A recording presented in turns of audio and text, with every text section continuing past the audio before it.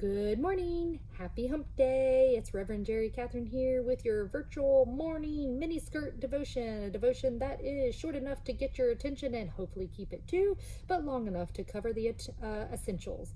And we are back with Genesis 1 through 5, but today we are reading from one of my favorite translations of these verses from the Message translation. Genesis 1 through 5. First, this God created the heavens and earth, all you see and all you don't see. Earth was a soup of nothingness, a bottomless emptiness and inky blackness. God's spirit brooded like a bird above the watery abyss. God spoke, light, and light appeared. God saw light was good and separated light from dark. God named the light day and dark night. It was evening, it was morning, day one.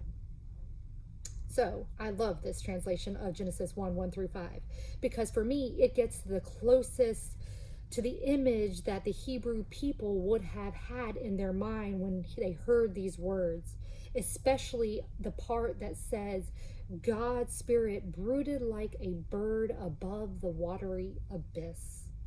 Most of our translations say that God's breath or God's spirit swept or moved over the deep or dark or desolated world.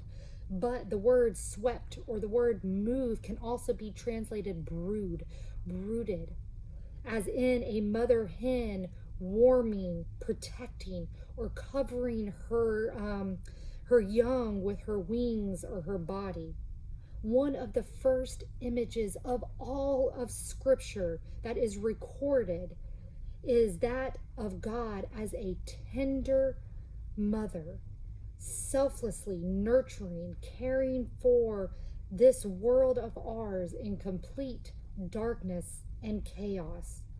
Again, this is a drastically different picture of a God very different from those stories of the ancient Near East that the Hebrew people would have heard about, especially the creation stories like the Enuma Elish, and a radically different picture, I think, of what even some have of God today.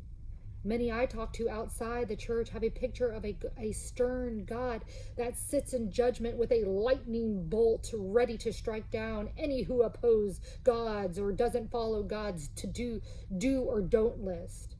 But that is more of a God that we hear about in the Enuma Elish with Apsu and Tiamat and Marduk, who are constantly waging war on one another. Not this God of Genesis 1.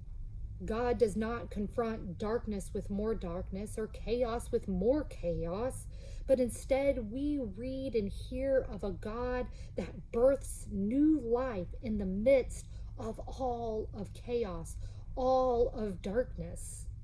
One of my favorite contemporary Christian songs is, well, it's not so contemporary anymore, but still kind of 21st century. It's called Beautiful Things by the Michael Gungor Band. Go listen to it.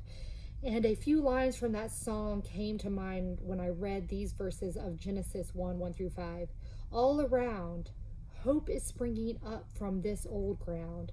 Out of chaos, life is being found. In you, O God, make beautiful things. In darkness and chaos, and the voids we might feel in our lives, new life is growing. New life can be found. So remember this day, we worship Elohim. We worship a living and active God who shelters you beneath her wings, offering protection and refuge, and at the same time brooding over the darkness in your life, giving and creating new life in those darkest moments. So again today, try that ancient practice of breath prayer. Let there be life. Let that be your prayer. Breathing in, let there, and breathing out, be light. Amen.